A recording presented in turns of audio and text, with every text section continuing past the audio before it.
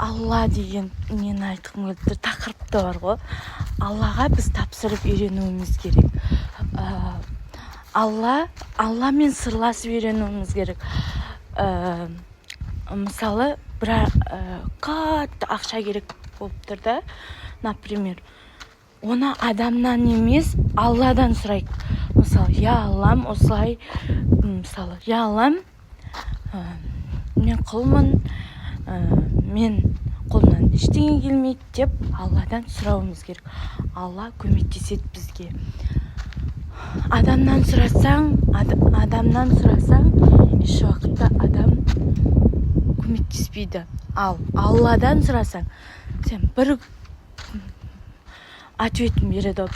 Бір ертең келесі бір аптадан кейін, но ответі келеді. Аллаға тапсырып үйренейік.